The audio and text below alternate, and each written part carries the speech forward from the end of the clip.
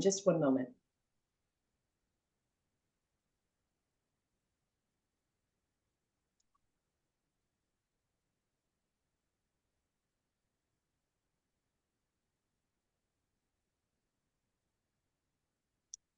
Hi, everyone, and welcome to today's webinar, Procurement Currents Q3, the Quarterly Economic Outlook. I'm your host, Julia McElroy. I have two quick housekeeping items. First, in a few days, you'll receive an email from NASPO that includes a survey as well as materials from today's presentation. Today's webinar is good for 1 hour of continuing education. To receive your certificate, please complete the survey in the upcoming email. Your feedback is valuable to us at NASPO, so thank you in advance. Second, our presenters would like today's webinar to be interactive. If you have a comment or question, please raise your hand or type it in the chat. With that, I'm pleased to introduce our speakers, Jake Smithwick and Ken Sullivan from the Center of Procurement Excellence. The Center for Procurement Excellence is a nonprofit organization that focuses on improving procurement practices through education, training, and certification. Today's topic is tariff impacts and recent international developments. Jake, please take it away. Okay, well, thank you so much, Julie, and thank you all so much for being here today. Good afternoon, good evening, good morning, whatever time it is. It's wonderful that I have you all here today. So thanks so much. Let me bring up my slides here, and I should see that in just a moment. Okay. So yes, as Julie mentioned, we're going to try to make this a little bit different today. So if you have, in fact, we're going to have call outs here for questions and comments and very specific things like, this is not just words on a Zoom call. We really want your feedback today. So as you have comments, do not hesitate at all about unmuting yourself. Use the chat box because we will be all over that because we want to make sure that we provide something that's beneficial for everybody as we go forward here. So let me just get this set up here and we'll get started. So two main topics today. We're going to go through some of the recent tariff impacts on procurement, and also we'll discuss some of the recent goal developments and how that impacts us as procurement professionals and some of the things we're seeing out there. So that's kind of the main things we're looking to cover today as we get started here. So that's what we're going to go through. So just if this is your first time to Procurement Currents, welcome. We're so glad to have you here. What this is an opportunity to present some of the latest data. We'll go through and talk about recent trends and other things that are happening. This live webinar, we will cover different topics. We've covered on the first one, we covered more economic cost impacts, which we'll cover a little bit today, the recent updates. Last webinar, we talked about workforce and Gen Z and some other things that are coming about that's about to start happening. And for today, like I said, we're going to focus on tariffs and some other international developments that will be coming down the line here. For our next one, it'll be in February. We'll see what the topic is. So we kind of finalize this about a week or so before we actually have the event. And so we'll look at recent happenings and goings and whatnot. So that's kind of the idea with that. Again, our next webinar is going to be on February 4th. So be sure to mark that down. NASPO will also send out advertisements, but we'd love to see everybody on the next event. Okay. So the data for our webinar is going to come from two sources. One is going to be publicly available data. And secondly is that CB has it's about quarterly, maybe about every 2 months, what we call a procurement checkup or the data digest. And part of my discussion today is going to pull that data from April of 25. So this is it's November now so about 5 months ago, and then also in November, as in like a week ago. So we collected a bunch of data. So this is very recent data. You'll kind of see where things are at here. We're going on almost just shy of about 1,000 responses or so is what we're looking at. So we've got a pretty good data set, and we feel pretty confident in terms of what that data is looking like. Now, a note on that publicly available data, folks. We have been at this for a while, and we all know that the government is currently shut down, although let's see here, what time is it? It's 1 in the afternoon. It may be opened up here in a few hours. I think they're currently voting, so that might happen either today or tomorrow. The government might reopen, but it'll take some time for it to spin back up and so forth. But so a lot of the data we would normally have as part of this event and other presentations to do is not available. It's been kind of a black hole. You go to the website, shut down, shut down, shut down. And so we we don't have a lot of data to go on here. And so I've looked to some other sources, our CP data that's also super recent. And so I still think we'll have some good information as we think about this here. Now, as Julie talked about, we really want to hear from you today. Using the chat, mute yourself, participate. Our goal here, as you're going to see, is that we're going to have some very specific questions. And the reason why we're asking this is not just, it's not to fill time. We honestly want to know what you're seeing, but also what can we do in terms of future data that would be most helpful to your procurements, to you personally, but also as you have those conversations with your boss and being able to advocate for, hey, I need this, and I have 500 other people that are experiencing the same thing. So as you come up with ideas and as you think about this here, don't hesitate to reach out because or speak up because that's one of the main things we're trying to get across here today as part of that discussion here. Okay. So there's been some recent international developments, and I want to spend a talk about this. And it's so interesting that a lot of what you're seeing here it happens overseas. It doesn't affect us directly here in the United States, but it all flows through the supply chain. So the first one is that China sanctioned a group called Hanwha Ocean. They produce different shipping materials and whatnot, and they have materials that actually go to South Korea, and they have pledged about $150 billion for shipbuilding, actually. And because of China's sanctions, that put that at risk. Here in the US, there's a lawmaker in Philadelphia that they pegged the Philly shipyard exposure to these sanctions at about $60 million over 2 years because of supply chain issues and other disruptions that are tied to that. So the sanctions ban transactions with Hanwha units and could therefore choke off Chinese equipment and other module flows that the US cannot actually fully source domestically. And this is according to some Korean folks that were talking about that. So in response to that, DC labeled this as irresponsible. They reaffirmed their support for Seoul in South Korea.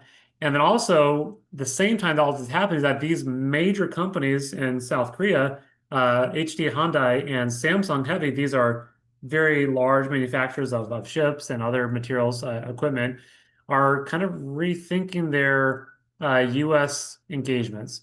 Because as China sanctions these Korean companies, that affects their ability to deliver materials to the United States. And so there's talk that they're rethinking about what's going to happen with them.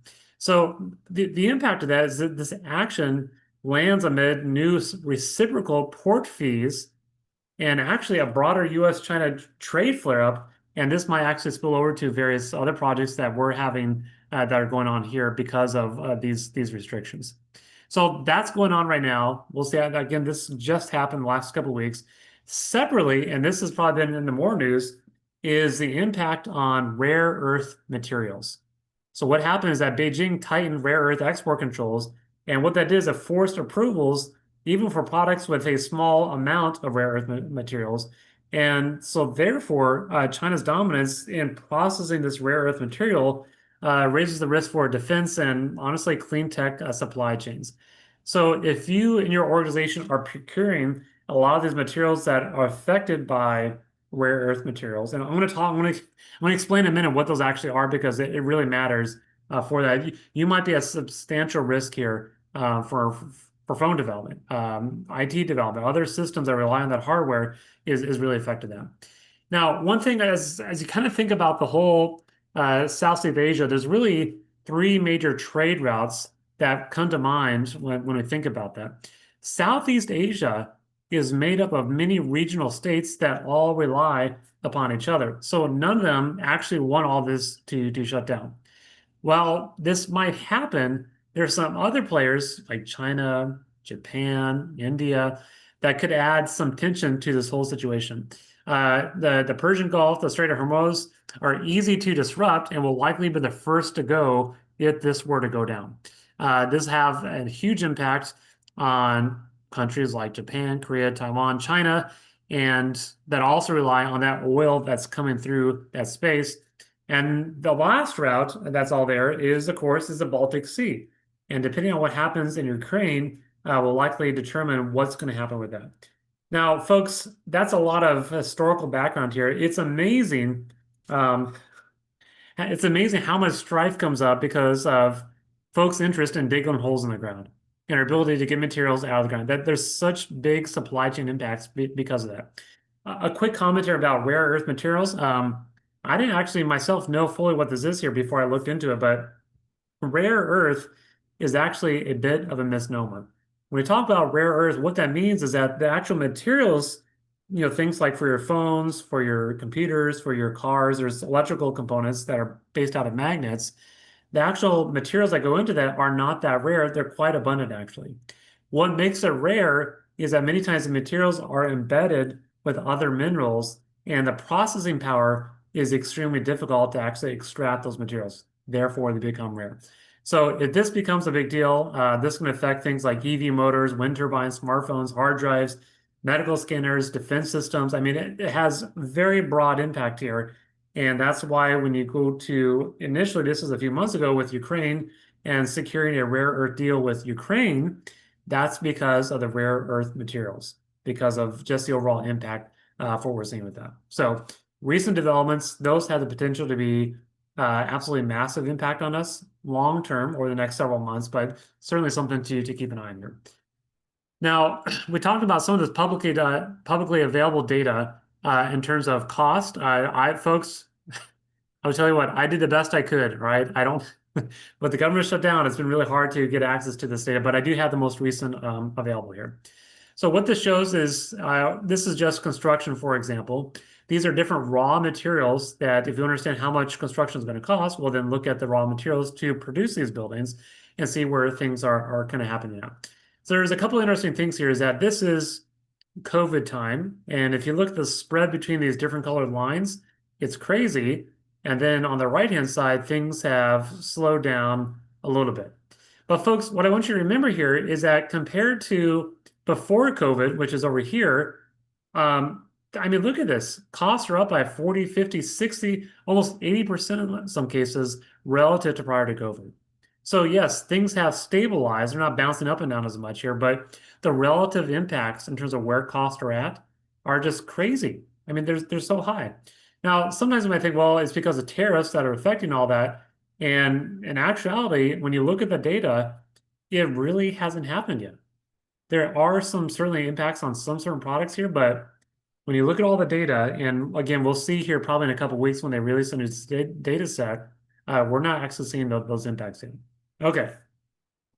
So to take a broader view, just to help us understand what's happening from a broad standpoint, let's look at the PPI for construction and the CPI for Consumer Price Index. So what we see here is that we see that the PPI, the red line, are going up again faster compared to just a few years ago, which is this part right here. This is ticking up a little bit faster. We'll see what happens again when the data comes out here, but that's certainly a big deal. Now, we might be tempted to blame tariffs for that, but pretty much all the evidence shows that this has been small. This relative increase from tariffs has been small in terms of actually translating these costs to cost increases. And this is also evidenced by our survey results, which I'm about to show you. But that said here is even though the actual tariffs aren't flowing down to specific projects per se, the impression or the idea that it is having an impact is in some regards almost the same as if it were. So because fear drives the markets, our approach to negotiations drive that, even though it's may not based on reality here. Now, the other thing too with that is that the Fed is going to be looking at interest rate changes here in December.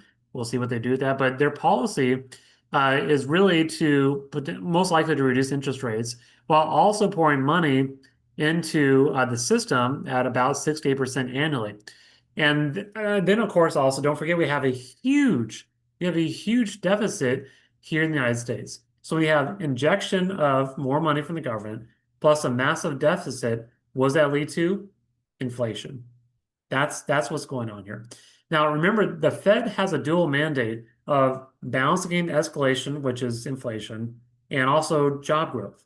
And so right now, the Fed is saying the escalation is about 3%, which is about 50% above what their target value is.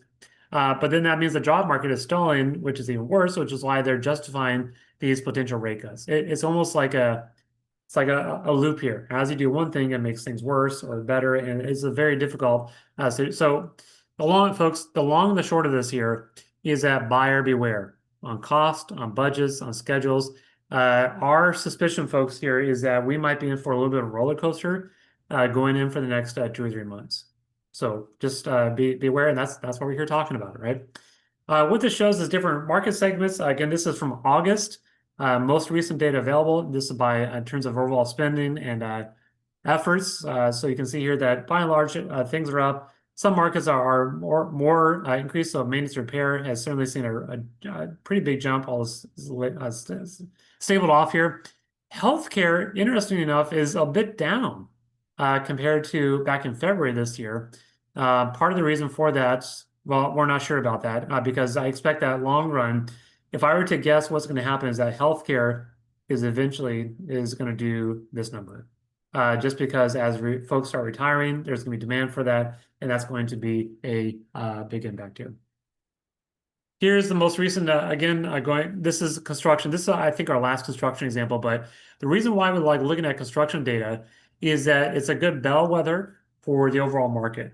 That if you look at what's happening inside of construction, that's a good indicator as to what is going on with that here. So that's why we like looking into that because it tells us, what's going on. Julie, thanks so much. Just to clarify, PPI, Producer Price Index, CPI is Consumer Price Index.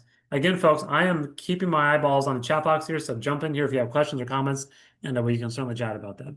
So one interesting thing about this chart, this is also really fascinating, is that historically what happens, and I'm going to try to draw this on here. Where is my, okay. Normally what happens is that these two lines, the red line and black line, they kind of mirror each other. One goes up, the other one follows, it goes down, the other one follows. And so historically from the last 90 years, this line, the red line, drops down like this and it goes back up. This is what normally is supposed to happen. And that's not happened. And the black line, what normally would happen is it would follow behind that. So it would go down like this and kind of mirror on. That's what's supposed to happen. And that's not what we're seeing though. The reason why this is so concerning here is that in down years, which is this stuff right here, in down years for, let's say, a contractor, all this stuff right here, when you have the cost of producing things is higher than what you're being able to charge for that, you're losing profits, you're losing margins. Normally what happens is that when that takes place, contractors will make up for those years of lost revenue and maintain prices a little bit higher. When the market goes down, then they adjust their prices. They've not been able to recover from all the insanity of COVID for 2 years. And so, in my opinion, I think when you think about the future, prices have to keep going up for especially construction. There's no way about it because if they now barring a recession, that could change things here. But you have a lot of companies that, frankly, are probably looking at bankruptcy and failure because they've not had that. It's almost like a breather. Like when you're breathing underwater for a long time, they can't get above water here to take a breath, and that's what the data is happening here. So from a procurement standpoint, it's super important to be mindful of what the financial situation of your contractors is looking like. Lead times, again, elevated. Schedule delays. I mean, some of the electrical equipment have huge lead times on that, 50 weeks for things.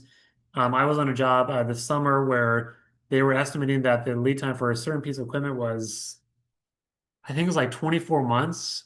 Historically, that was like 6 months or something like that. So lead times are it's just unreal as to what's going on right now. So now, current study, again, various opinions, but 90% of folks say that supply chains are less reliable than COVID. Things got bad, then it started to get better, then it got worse again, and honestly, it hasn't really improved over the last couple of years. This is an interesting thing that in fact, we're working on a project right now. This is happening where our ability to believe what the vendors are saying is limited. And so I'd love to ask you all to kind of think about this here in a minute here, but what are you seeing from your vendors in terms of delivery dates? Are you seeing folks that are delayed? Are you seeing that, oh no, we're going to be done by this date, and then all of a sudden they tack on more dates like that? In fact, this is a great place to just stop for a minute and kind of ask about that. I mean, what are you all seeing in terms of schedule delays, things like that, not being able to meet those days here. Anybody want to comment on that, on what you've kind of seen recently for that? Anybody?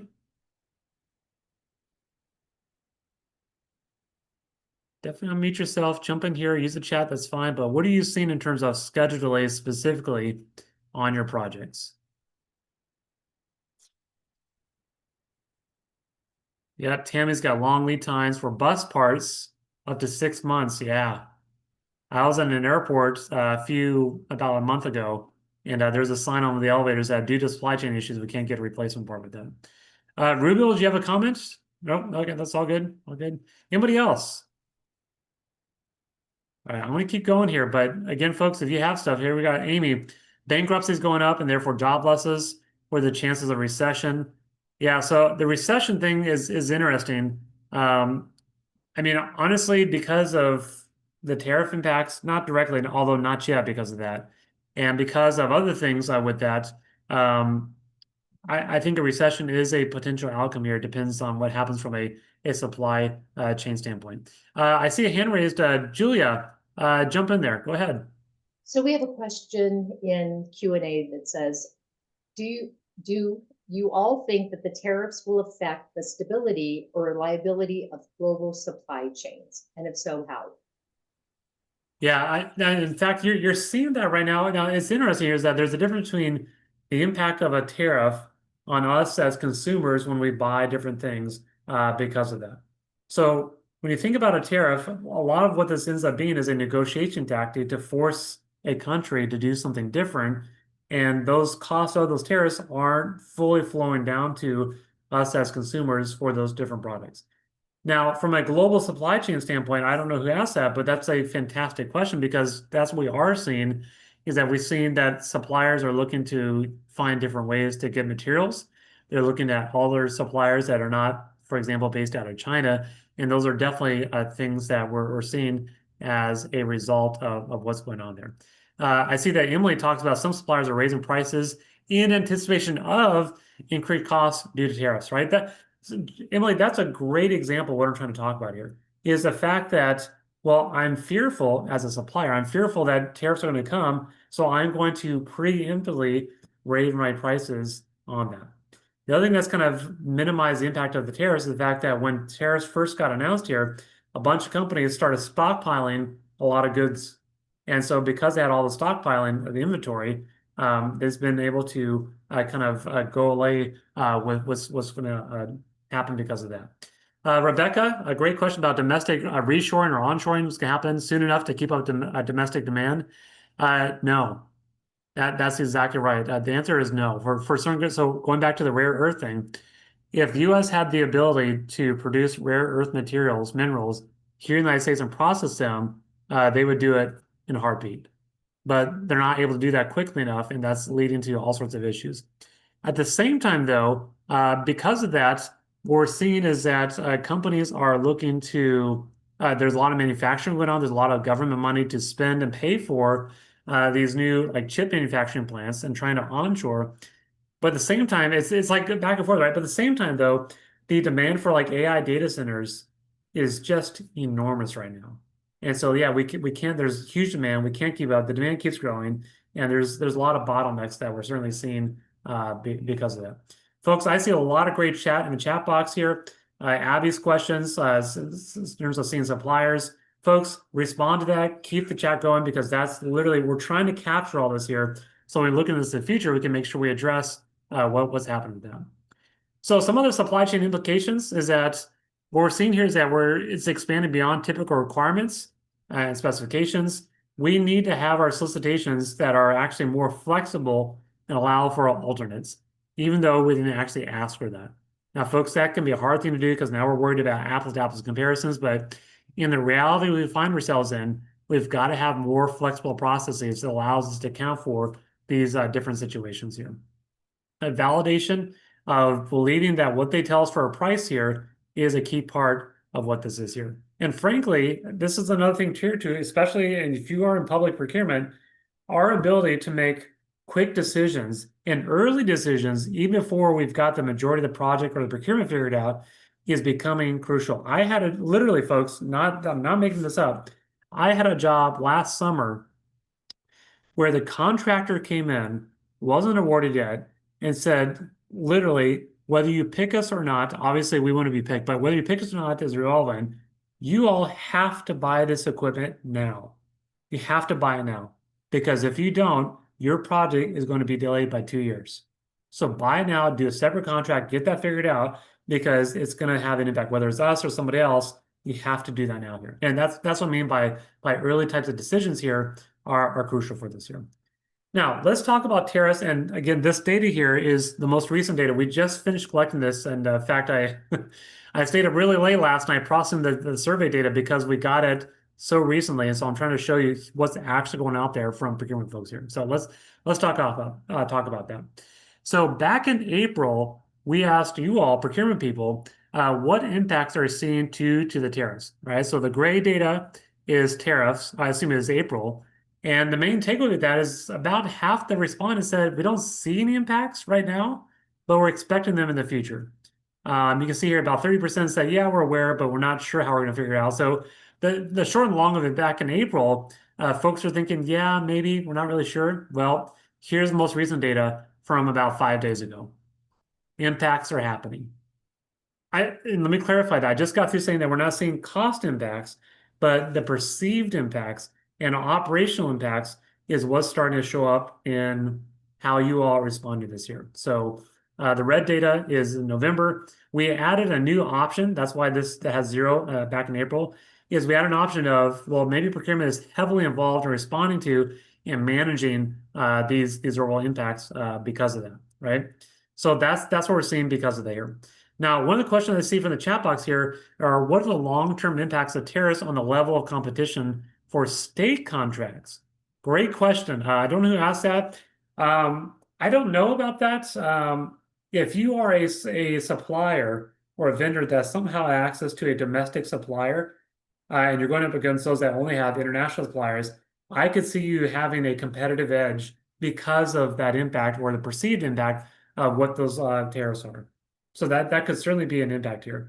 The other thing here too is that I think what's also going to dramatically affect competitive proposals or getting a number of proposals is our ability to very quickly change and respond to given different markets because of that. I think that's a real thing that could happen now. So tariff impacts, what we're seeing now is that it's more clear what the impacts are. U.S. procurement folks are now seeing the impacts of that in April, like, yeah, maybe not, but we're actually now starting to respond to and plan for what's happening with those particular impacts. We also asked folks, okay, well, what are those impacts that you're experiencing? We looked at costs as contractor negotiations, change out suppliers. Again, here's the April data. Most folks are looking at increased costs followed by contract renegotiations. From November, from a week ago, it's pretty similar. However, there's a couple major changes. Most notably here is on contract renegotiations. The current trend right now, at least an uptick, is an interest in renegotiating those contracts. And secondly, is we're now starting to see increased delays because of that. Now, some of that, we have to take that with a grain of salt here because we're asking procurement people to speculate a little about what's causing those delays. And, we're not exactly sure what might be doing here, but it's interesting. Now, only about a quarter of the folks that responded to our survey are actually seeing cost increases. And honestly, folks, that's pretty low. And, just something to think about here. The big impact has been the uncertainty or distraction of all this going on here. Renegotiations, timeline delays, that's, in our opinion, what's going on here because we're not really sure what we're thinking about here. Now, I want to take another brief pause here and maybe just start loading up the chat box, if I can find my thing.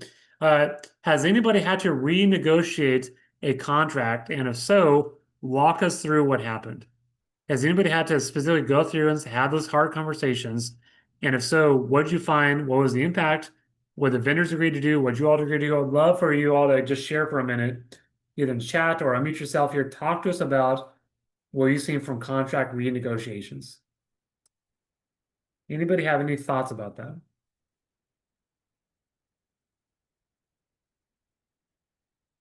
If folks to think about that, or if you want to unmute yourself, just jump right in there, folks. We'd love to hear it. Any impacts here? Okay. We'll keep moving then. If you do think of something, just type in the chat box, because what we're going to do here, folks, is we're going to take some of these chats and we're going to use it to formulate some new data that we're going to be collecting. I'll explain that at the end here, but if you don't have an answer right now, you're actually typing, that's totally fine. But talk to us about what you've kind of seen in terms of renegotiation. Okay. How widespread are the tariff impacts? So in April, a couple instances here and there. Other folks, about a quarter of folks, saw multiple ongoing impacts. As of November, again, there's more isolated incidences and multiple ongoing projects. So it's kind of like a virus. It's now starting to spread. We're seeing more of it. Folks, we're going to do the same survey again in January, and we'll see what those shifts are to kind of see where things are kind of heading over the future. So that's what the overall impact is on that. So again, this is an increase right here, increase right there, and better clarity as to what the overall impact is going to be. Now, new to this month's survey, we asked folks, what benchmarks are you using to validate these claims of vendor price increases? And again, this is not available from April because we didn't ask about this, but just from this month here, we're seeing a number of different things that folks are using. CPI is one of those. And in fact, here's a secondary question that we're seeing with that, is that what CPIs are you using? And just so you folks know, is that there's about 100 different versions of the CPI. Now, it's not been updated since August because of the shutdown, but be curious about what specific CPIs you're using and to make sure, and I guess to encourage you all to make sure you're using the correct CPI when you're doing these comparisons. They have it by construction, by different NAICS codes, so there's different ways to break that down. Historical trends, industry metrics, BLS, sector data, PPI, market reports, and there's other things that folks are looking at onto. Another question we see here is the uncertainties such as change of rates, products, countries affected, the tariffs, a problem in itself? And Rebecca, that's a great question from whoever asked it. I think so. That is a challenge because we don't know what's going to happen. And if I'm a supplier or a vendor and I am not sure what's going to happen, the typical responses for a lot of folks is to pad their numbers or to somehow build out their cash to respond to what might be happening here. And so, yes, I think it is a problem that the uncertainty about what might actually take place in that is what's going to happen. I mean, when we don't know what's going to happen, that is the definition of risk. And because of risk, uncertainty causes risk, prices go up. And so that's a totally valid question and comment that we're seeing from this here. Now, we have some folks that said they're using other benchmarks. Some of the comments were what people said. Somebody said they require them to provide documentation from government entities or material suppliers that they're passing the tariff on behalf of, or require no markup on these pass-through tariffs from their dealers. That's interesting. Another person said detailed copies of their updated quotes and conduct side-by-side validation with BLS and CPI. And then several people, again, on the documentation side of things, is kind of the main theme here. Well, what people are asking the vendors to do as a result of it. So that's kind of what we're seeing from that standpoint. Other things we're seeing as well. Folks, I'd love to hear, if you want to just come off mute here, is how are these conversations going with your vendors? Have you had any strategies that works well to have these difficult conversations with those vendors? Anybody want to share a story or anything like that's been beneficial for you? Or any other insights? I could come off mute for a second and yeah, go ahead and jump in there. Yeah. We did have a requirements contract for some supplies, and when we were negotiating our renewals, we had several vendors that commented that they were going to need to increase their prices due to tariffs. And when we asked for the documentation to just show us how your costs have changed, they were unable to produce it, and then they ultimately ended up just caving and going back to the original pricing. But I appreciated your comment there about asking for the supply chain documentation. I've never asked for that before, but that's a really good idea. Yeah. Great comments. Yeah. Anybody else? You folks, we're trying to ask story. Yep, jump in there. I think Tammy, jump in there. Go ahead, Tammy. So I have a similar story where we were using a state contract and we received a bill for an increase in costs due to tariffs. So we went out to look at the state contract to see if there was an amendment. There wasn't. I ended up contacting the administrator on that state contract, and they were about to go into negotiations, but they hadn't. And so we basically refused to pay it and said, unless there's an amendment, we cannot pay it. And that was several months ago. And Mm, uh, I'm assuming that they didn't have enough backup to provide the administrator of the state contract to justify an increase. So we didn't have to pay gotcha. it. Gotcha. Great. So just by asking the right questions, seem to help alleviate that. Okay, great, great. Well, if anybody else thinks of anything, jump in the chat box, throw it in there because we certainly want to hear what's going on. The other question we also ask folks about is activity level changes. What are you seeing different from that standpoint? Here's what we kind of saw. So we broke this up by 4 sectors. AEC is architectural, engineering, construction, so construction. FM is facilities management or maintenance. Business services, so legal and other types of services. And then finally is IT, so software, hardware, things like that. On the left-hand side is less activity or less procurements, less folks proposing, vendors responding. The right-hand side is more activity, more vendors responding. And so here's what we got. Here's the April data. So in April, construction was down pretty significantly, whereas business service and IT was up. So that's the April data. As of about a week ago from November, here's what we see. So a couple of major shifts. The first off is construction has had a major uptick in terms of overall activity, and then IT here is just bonkers. I mean, it's so busy, and we're only seeing more indicators like that. Now, folks, this is another one. If you want to throw in the chat box here, what kind of procurement indicators or indices would you like us to start reporting? So we looked at number of bidders and activity level. That's what this shows basically here. But if you have something else that would be a better way to show you this data, put in the chat box or unmute yourself and let us know here.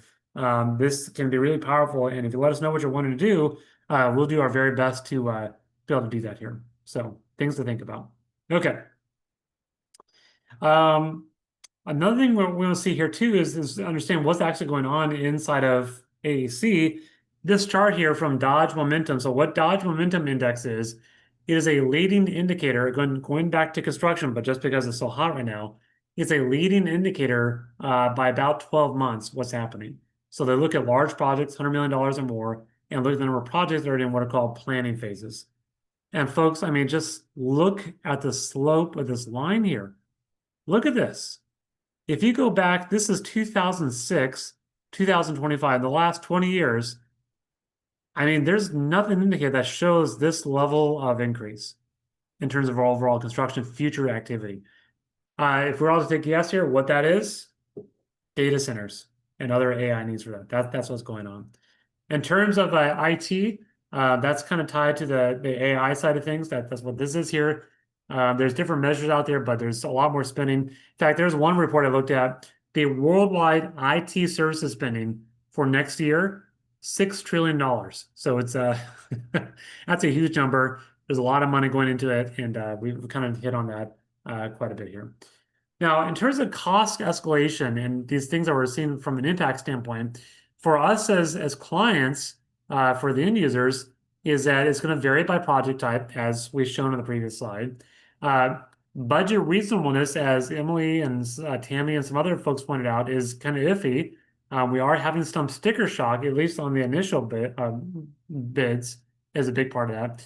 And as a result of that, folks, I'm hearing more rumblings about, well, if these vendors are going to start charging more, we're going to switch to low bid. And folks, please listen to me. That is really, really dangerous. Low bid does not guarantee lower cost. It does more often not guarantee more problems and headaches. It doesn't actually lower cost.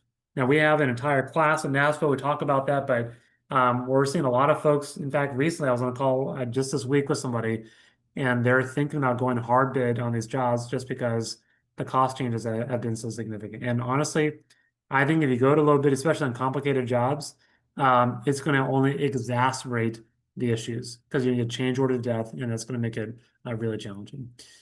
Some clients are thinking they can win by demanding more.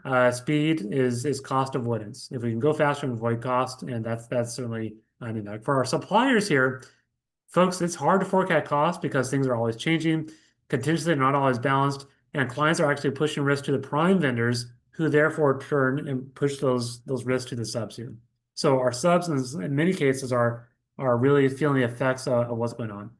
The other interesting phenomenon too is that total revenues for a lot of companies are actually up, but margins are down. Interesting. And then certainly cash flow is a risk of that. So this is kind of getting to our final couple of slides here. A new thing we asked about on this month's survey from just 5 days ago is overall workload procurement folks.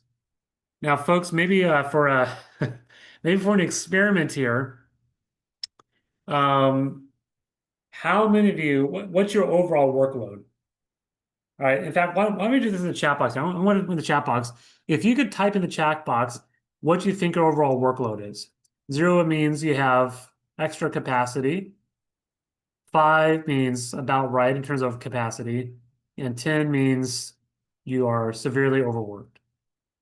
All right. So let's just have a little bit of fun with this just for a brief moment. Why don't everybody put a number into your chat box? 20. Nice. Okay. 9, 9. Okay. Yep. 10, 9, 5. Okay. 6. Yep. Yep. Okay. Well, Shane, you're the only okay. Shane, yours should be like 15, all right? Okay. Yeah, a single person procurement shop. Okay, great. Well, let's see what your peers said. Let's see what a couple hundred people said about that. Here's what we got. Overall workload. We asked people 0 to 10. What's your workload capacity? Of the couple hundred, here's under capacity. About 5% respondents said they were under capacity. About right was about 22%. So therefore, do the math in your head here. 73% of you all in procurement so that you are at, or excuse me, over capacity, right? I mean, this is, folks, we hear it's like preaching to the choir, but it's a really challenging time right now because of demand, workforce, all sorts of other things here that are dealing with this here. So let's take another question here. And does this seem about right? I mean, we verify this informally with our data for respondents here, but how about from a workload standpoint? Has anyone found some good solutions to deal with these workload demands? Anybody want to jump in here and just kind of share your thoughts? What have you done to deal with these workload challenges? Anybody? Maybe that's why you're in the webinar. 16-hour days. Oh my goodness, Emily. Oh, the AI training that we did, Shane. Okay. Awesome. Yeah, so Kaliska, question about how people are measuring workload. So the way we ask the question is a little bit subjective. Just we ask people based about their personal feelings. Do you feel overworked or not? But you can look at number of procurements, things like that. But that's certainly a good thing to look at. In fact, I've made a note that we may look into how to actually measure workload. Great comment. Mag has got a bunch of thumbs up here, prioritizing and saying no. Yep. Weekend work, Guillermo. Yep. Okay. Detailed notes. Yeah, that's great. It makes me kind of think, Malachi, that note takers. So there's tools out there like AI tools like Fireflies, not advertising for Fireflies, but as an example, they can transcribe meetings. And folks, I've used it on certain meetings. It is immensely valuable. We send a meeting, you record the meeting, get the transcript, and you have quick bullet points about, oh yeah, here's what we talked about. Folks, that can save you hours and hours of time. Yeah. Yep. Oh, AI, it helps. Yeah. Yep. Good things and bad things. Okay. Let's keep going here. Great. So some implications, just some broader thoughts about this. We kind of covered this last time, but just briefly, I want to touch on this because I want folks to really understand that working right now professionally, folks, is a really interesting time because on the one hand, it's really challenging. We also see that there's this advent of new technology, AI. There's also workforce shortages. There's also supply chain issues, and the fact that there's change in productivity. What's challenging about all this here in today's current markets, November of 25, is that all these things are all happening all at the same time. One technological revolution by itself, okay, that's interesting. Some workforce challenges, yeah, that's a big deal. Productivity concerns, that's a big deal. But the fact that all these things are happening all at the same time here is what's really exasperating a lot of these different issues that we're seeing here. So the available workforce, young people, is going to shrink for the next 10 to 20 years. It's not an opinion. This is reality. Look at all the data. That's what it tells us here. Demand for certain services like construction is going to be high for 15 to 20 years because you have a lot of boomers that are not working. They still need infrastructure, so that's going to keep that up here. And right now we have 50% more volume inflow, Gen Z versus new entrants, than we'll have from a decade from now. So we just have fewer people available to do what needs to do here, right? Now, folks, this is probably, and all the questions have been helpful here, but this is probably the one I am most interested in. In January of next year, so in 2 months from now, we're going to release our next data digest survey. What sorts of questions do you want us to ask your peers? What type of data do you need us to collect? Or said a different way, if there is something that you could take to your boss and say, boss, look at this here. Here's what hundreds of other people are saying. What would those numbers be? We have some ideas. We have different things we're going to look at here, but is there anything specific here that would be really helpful to you from a data collection standpoint? If you could talk to all of your other procurement friends across the United States and in Canada, in the world, what questions would you want us to ask? So I'm going to pause here for a second. Tell us what we need to think about.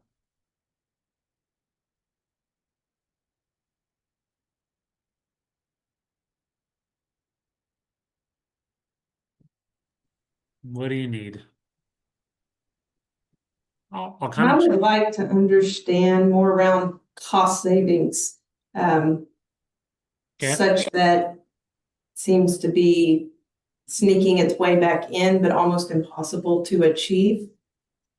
Or non-value add to do what you have to do to show savings, because you get the contract, you can say it's savings, but then when it actually try to order off of it, sometimes they jump prices and you're having to fight that fight, but you need the stuff and you don't have time to do another RFP. So Yeah. sometimes you have to give. And so kind of like the value add of all the stuff, putting all that into the institutionalized cost savings. Got it. Got it. Great idea. In the chat box here, I see folks going on here. Procurement red alerts, majors happening throughout all of procurement. Catherine, that is a really good. I love that. I've not thought about frame. Now, Catherine, maybe you're a Star Trek fan, but I love it. That's a great way to think about it. Yeah. Red alerts. Okay, what else? How to track people, potential employees. Yeah. Folks, these aren't just words, verbal words spoken on a Zoom call. I'm serious. If you have things you want to see here, I'll tell you what here. I'm gonna put my email in the chat box, folks. If you're taking a shower tomorrow morning or whatever, and you think of something, send me an email. Send me an email if you have a really good idea about, hey, I wish I knew this better. Julie talks about what roles and responsibilities. What's procurement responsible for budgeting, obtaining all quotes. Yep. Okay. Got it. All right. Keep thinking, seriously, folks, if you can mull on this, think it over, send it to me, and we will do our absolute very best here to provide this data. And then in February, when we have our next Procurement Currents, we will summarize the main things that we saw with that. Okay, you have my email address, chat box still open, put it in there, and we'd love to hear that. Actually, I want to tell us a super brief story here, give folks a little bit more time. We had a group that recently, they came to us and said, Again, it's another construction example, but they said that we are having an immense amount of challenges with pre-construction delays, like permits and things like that. And they said, I can't do anything about it. I can't convince the people that need to approve these things to move forward. I need some evidence that this is a widespread issue and it's not just us. So we said, okay, we're doing a study right now about pre-construction delays and the most common causes of that. Literally because somebody came to us and said, hey, here's my frustrations. And so we're talking to folks, we're doing literature reviews, or doing interviews and things like that. But it's a great example that people had a problem, and we'll have the results here actually by February. So if you folks are interested in that, we can certainly highlight some of the key takeaways from that. So yeah, things things that would help your boss, things like that. That's kind of the main things we're looking for here. Okay, let's keep going here. Some other resources that we're working on too. We have some key points. I'm going to send, actually, as soon as the call is done today, I'll send the slide deck to Julia, or if you want to drop me an email, I'll be glad to send you as well. We're thinking about putting together some one-pagers about impacts on tariffs and changing the market, AI, and other things as well would certainly be available for you. There's also a number of NASPO resources, the Procurement U. Next year, we have a couple classes that we're offering. One of them is probably most well-known as Better RFPs, Better Projects. They'll be offered in January and August of next year. We have another class called Deep Dive for Effective Evaluations. That'll be February and September. And then lastly is How to Create a Great Scoring Matrix. That'll be in March and October. So those classes, I don't know if they're on Procurement U yet, but they should be if not soon. So definitely encourage you all. They're free to sign up. Love to have you all there. And these are a set of great resources. Our next Procurement Currents webinar will be on February 4th. So we'll have a new CP data digest, and by then we should have new data from the government. So we'll have recent data, plus all these really good ideas that you all have put down. We'll see if we can collect some of that data in our follow-ups. And also, we have a monthly web series called Ask the RFP Doctor. So what this is here is a monthly event that we meet third Thursdays of every month at 12 p.m. Central. But we go on there and we talk about a variety of different topics that might be of interest to folks. So if you sign up for that, that would be a great way to have you join us, and we'd love to see you there. Usually around 120 or so folks a month there, and I know Shane is a regular attendee, and we love seeing Shane and the rest of you there. But that's certainly an opportunity for that. The procurement check surveys, we got a lot of data. This is only a sample of the data I presented today, but that's available. So fill out the surveys when you send those out. RFP Doctor, check that out, and it should be a great experience. Okay, folks, so kind of the long and the short of it is that there are major international things that are happening right now with China and South Korea and Southeast Asia that we need to be aware of. The tariff perceived impacts are starting to spread based on our surveys here. The government should be opening up in the next potentially a couple of hours or sometime tomorrow. Once that does, that'll tick on more of this data, and we'll see where things are going at. Other things to keep an eye on in December, there's a lot of topics right now, heated debate as to whether or not the Fed is going to lower or keep the interest rate the same. Depending on what the jobs data says, will potentially influence that. And there's just a lot going on right now. So, folks, I'm serious. This is like the last time I'll say this here, but I am serious. If you have data or things you are looking for, please put it into the chat box. Reach out to us, jake.smithwick@simplar.com, or send us an email because we will do our very best to collect that here. But folks, happy holidays. We've got a little bit more time here at the end, and any questions or comments, jump in here. We've got about 5 minutes left, and we'd love to take any other questions or comments. Now would be a good time to do that. We'll return the time over to Julia. Go ahead. Well, do we have any other questions for Jake? Okay, everyone knows how to reach you, which is great. So on behalf of NASPO, I want to thank Jake from the Center for Procurement Excellence for the valuable information he shared and for working with NASPO to bring it to you. As mentioned, you'll receive a follow-up email containing today's slides. This webinar qualifies as 1 hour for your continuing education credits. So to receive your certificate, please complete the survey in the email. This webinar has been recorded and will be available on the NASPO YouTube page. Questions entered into the chat have been saved. Lastly, please check out the current Pulse podcast episodes and upcoming webinars at naspo.org. Thanks again for attending today's webinar. Have a great day. Take care, everybody. Bye. Thanks, Jade.